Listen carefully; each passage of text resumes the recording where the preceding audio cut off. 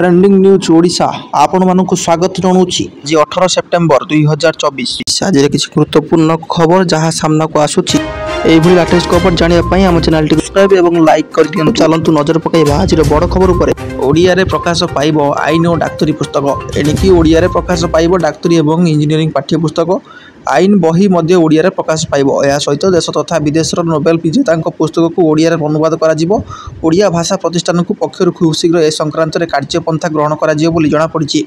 प्रवासी ओडिया किभली ओडिशा रे पढ़े से नहीं मध्य योजना करा जाउची।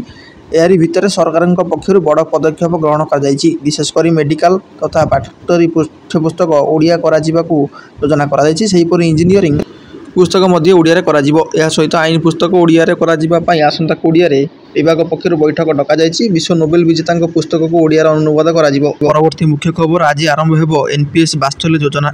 बजेट रे घोषणा कर एनपीएस वात्सल्य योजना को अर्थमंत्री निर्मला सीतारमण आसंता सेप्टेम्बर 18 नवा दिल्ली में आरंभ करेंगे। से देशर 75 स्थान आयोजित कार्यक्रम आभासी माध्यम जोड़ी हेब। अर्थमंत्री नूतन अवप्राप्त वयस्क ग्राहकों स्थायी अवसर खाता नंबर पान कार्ड बंटन एक ऑनलाइन प्लेटफॉर्म आरंभ करवा। एनपीएस वात्सल्य योजना जरिया अभिभावक माने निज पिलांक पई पेंशन खाता खोली सेमानक भविष्य लगी संचय करें। पितामाता माने वार्षिक 1000 टंका निवेश करें। तेणु सबु वर्गर लोक मैंने ए सुविधार सामिल हो पारे। भारतीय पेंशन पांठी नियामक और उन्नयन कर्तृपक्ष अधीन यह परिचालन हम। परवर्ती मुख्य खबर 19 ରୁ 21 जाए झड़ वर्षा सक्रिय मौसुमी प्रभाव में आसंता 2 दिन राज्यर केतक स्थान में हालुका और मध्यम धरणर वर्षा हो पारे। 19 तारीख बेलू दक्षिण और उत्तर ओडिशा वर्षा परिमाण पुणी थे बढ़। 21 तारीख सकाळ पर्यंत पुरी खोर्धा नयगढ़ गंजाम गजपति रायगड़ा कंधमाल बौद्ध सुंदरगढ़ मयूरभंज केन्दुझर बलांगीर कलाहांडी नवरंगपुर कोरापुट मालकानगिरी केन्दुझर झारसुगुड़े झड़ वर्षा हो पारे। ताकू दृष्टि रखी येलो वार्निंग जारी कर गतकाली सकाळ आज पूर्वाह्न मध्य भद्रक जिलार भंडारी पोखरी सर्वाधिक 120 मिमी वर्षा होती। जाजपुर जिलार बरी 116, कटक जिले में कंटापड़ा 103, भद्रक जिला आखपदार 102.4 और धामनगर 98, जाजपुर 96, जगतसिंहपुर जिला बिरडी 94.3, सुंदरगढ़ जिले में टेन्सार 89 मिमी वर्षा रेकर्ड कराई। आज दिन समय ढेंकानाल 82 मिमी, भुवनेश्वर 19, केन्दुझर 17.1, मालकानगिरी 12.2 मिमी वर्षा होता जनापड़ी। परवर्ती मुख्य खबर आज रत्नभंडार वैषयिक जांच बुधवार पुणी खोल रत्नभंडार। भारतीय प्रत्नतात्विक सर्वेक्षण संस्था एआईआई महानिर्देशकों नेतृत्व में वैषयिक जांच प्रक्रिया चलो। तेणु बुधवार मध्याह्न 1 निरीक्षण कार्य शेष होगा पर्यंत श्रीमंदिर में सर्वसाधारण दर्शन बंद रक्त मैंने सिंहद्वार पटे 22 पाहाच दे आनंद बजार महाप्रसाद किणी उत्तर द्वार पार्श्व प्रस्थान करेंगे।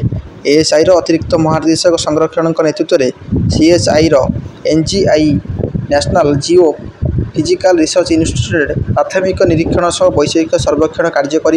वैषयिक जांच पर रत्नभंडार गुप्त कोठरी गुप्त सड़ंग आदि चर्चा उपर खूब शीघ्र परादा हटिए बोली कहुछि। परवर्ती मुख्य खबर पूर्वतन राज्यपाल विश्वभूषण असुस्थ। आंध्र प्रदेश और छत्तीसगढ़ पूर्वतन राज्यपाल तथा वरिष्ठ नेता विश्वभूषण हरिचंदन असुस्थ होइछन्ति। राजधानी एक घरोई हस्पिटाल में चिकित्सा जारी रही। श्री हरिचंदन असुस्थ थिबा सूचना मिलिया पर मुख्यमंत्री मोहन चरण माझी भेटिबा सह आशु आरोग्य कामना करछन्ति। एही अवसर में मुख्यमंत्री श्री हरिचंदन को चिकित्सा करुवा डाक्तर सहित स्वास्थ्य संपर्क में आलोचना करथिले। एही साक्षात समय श्री हरिचंदन पुत्र तथा राज्य आईन मंत्री पृथ्वीराज हरिचंदन मध्य उपस्थित थिले। पूर्वतन मुख्यमंत्री नवीन पट्टनायक हरिचंदन असुस्थता खबर पाया पर आईन मंत्री पृथ्वीराज हरिचंदन को फोन करी स्वास्थ्य अवस्था संपर्क में पचारि बुझिछन्ति। श्री पट्टनायक आशु आरोग्य कामना करिछन्ति। परवर्ती मुख्य खबर लोकों खाद्य मराजिब 200 हाथी। एल्निनो प्रभाव में जिम्बाब्वे और अन्य दक्षिण आफ्रिकार देशगुड़िकर 4 दशंधि मध्य सबुठ उत्कट मरुड़ी स्थिति देखा देछि। यह प्रभाव में बहु फसल नष्ट होगा सह 6.8 कोटी लोक प्रभावित होती। जिम्बाब्वे मरुड़ी जो खाद्य अभाव देखा देछि। तेणु लोकों भोक मेटाइबा जिम्बाब्वे सरकार 200 हाथी को मारिबा योजना प्रस्तुत करछन्ति। जिम्बाब्वे वन्यप्राणी प्राधिकरण मुखपात्र दिनेश फरोआ एने सूचना दे कहते मरुड़ी जो देशर संबलर मात्रा कमी। तेणु केतेक अंचल लोके 2 ओली खाइबा पाऊना। तेणु सरकार देशव्यापी 200 हाथी मारिबा योजना करछन्ति। मरुड़ी क्षतिग्रस्त अंचल लोक भोक मेटाइबा हाथी मांस ପ୍ରଦାନ କରାଯିବ। ତେବେ ସମ୍ପୂର୍ଣ୍ଣ ପ୍ରକ୍ରିୟା କିପରି ପୂରଣ କରାଯିବ ସେ ନେଇ ଆଲୋଚନା ଚାଲିଛି ବୋଲି ଫରୁଆ କହିଛନ୍ତି। ଜିମ୍ବାୱେରେ ଥିବା ବିଭିନ୍ନ ବନ୍ୟପ୍ରାଣୀ ସଂରକ୍ଷଣ ଓ ଜାତୀୟ ଉଦ୍ୟାନଗୁଡ଼ିକରେ ବହୁ ସଂଖ୍ୟାରେ ହାତୀ ରହୁଛନ୍ତି। ଜିମ୍ବାୱେରେ 200 ହାତୀଙ୍କୁ ହତ୍ୟା କରାଯିବ ବୋଲି ସେ କହିଛନ୍ତି। ଜିମ୍ବାୱେରେ ମୋଟ 84,000 ହାତୀ ବସବାସ କରୁଛନ୍ତି। ସେମାନଙ୍କ ମଧ୍ୟରୁ 200 ହାତୀଙ୍କୁ ମରାଯିବ। ଏହା ସମୁଦ୍ରକୁ ଶଙ୍ଖ ପରି, ତେଣୁ କମ୍ ସଂଖ୍ୟକ ହାତୀ ମୃତ୍ୟୁରେ ଖାଦ୍ୟ ଶୃଙ୍ଖଳ ପ୍ରଭାବିତ ହେବ ନାହିଁ ବୋଲି ଫରୁଆ ଦୃଢ଼ୋକ୍ତି ପ୍ରକାଶ କରିଛନ୍ତି। ପରବର୍ତ୍ତୀ ମୁଖ୍ୟ ଖବର, ଆଦିଶି ହେବେ ନୂଆ ମୁଖ୍ୟମନ୍ତ୍ରୀ। ଆପ୍ ସୁପ୍ରିମୋ ଅରବିନ୍ଦ କେଜରିୱାଲ ଆଜି ଦିଲ୍ଲୀ ମୁଖ୍ୟମନ୍ତ୍ରୀ ପଦରୁ ଇସ୍ତଫା ଦେଇଛନ୍ତି। ସେ ଆଜି ଅପରାହ୍ନ ପ୍ରାୟ 4:30 ସମୟରେ ଉପରାଜ୍ୟପାଳ ଭିକେ ସାକ୍ସେନାଙ୍କୁ ତାଙ୍କ ବାସଭବନରେ ଭେଟି ଇସ୍ତଫାପତ୍ର ପ୍ରଦାନ କରିଛନ୍ତି। କେଜରିୱାଲଙ୍କ ସହିତ କ୍ୟାବିନେଟ୍ ସହକର୍ମୀ ସୌରଭ ଭରଦ୍ୱାଜ ଏବଂ ଆପ୍ ନେତ୍ରୀ ତଥା ପରବର୍ତ୍ତୀ ମୁଖ୍ୟମନ୍ତ୍ରୀ ଆତିଶି ମଧ୍ୟ ଏହି ସମୟରେ ଉପସ୍ଥିତ ଥିଲେ। କେଜରିୱାଲଙ୍କ ଇସ୍ତଫା ସଂକ୍ରାନ୍ତରେ ସ୍ପଷ୍ଟ କରି ଆପ୍ ନେତା ଗୋପାଳ ରାୟ କହିଛନ୍ତି, ଅରବିନ୍ଦ କେଜରିୱାଲ ଆଜି ଦିଲ୍ଲୀ ଉପରାଜ୍ୟପାଳଙ୍କ ନିକଟରେ ତାଙ୍କ ଇସ୍ତଫାପତ୍ର ଦାଖଲ କରିଛନ୍ତି। ତାଙ୍କ ଇସ୍ତଫାପତ୍ର ଏବଂ ସମସ୍ତ ବିଧାୟକ ଆତିଶିଙ୍କୁ ନୂଆ ମୁଖ୍ୟମନ୍ତ୍ରୀ ଭାବେ ଚୟନ କରିଛନ୍ତି। ପରବର୍ତ୍ତୀ ମୁଖ୍ୟ ଖବର, ଓଡ଼ିଶାର ସବୁ ମହିଳା ସଶକ୍ତ ହେବେ ମୋଦି।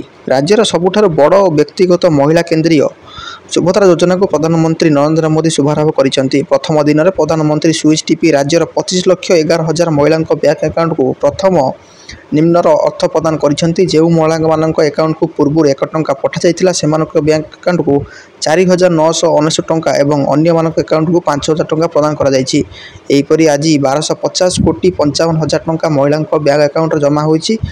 ଆଜି ଜନତା ମଇଦାନରେ ପ୍ରଧାନମନ୍ତ୍ରୀ ଏହି ଯୋଜନାରେ ଶୁଭାରମ୍ଭ କରିବା ଅବସରରେ କହିଥିଲେ, ଏଠାରେ ମହାପ୍ରଭୁ ଜଗନ୍ନାଥଙ୍କ ସହିତ ଦେବୀ ସୁଭଦ୍ରାଙ୍କ ଉପସ୍ଥିତି ଆମକୁ ନାରୀ ସଶକ୍ତିକରଣ ବିଷୟରେ କରିଥାଏ। ଯେକୌଣସି ରାଷ୍ଟ୍ର ସେତିକି ବେଳେ ଦ୍ରୁତ ଗତିରେ ଆଗକୁ ବଢ଼ିଥାଏ ଯେତେବେଳେ ଏହାର ଅଧା ଜନସଂଖ୍ୟା ଅର୍ଥାତ୍ ମହିଳା ଶକ୍ତିଙ୍କ ସମାନ ଭାଗିଦାରୀ ରହିଥାଏ।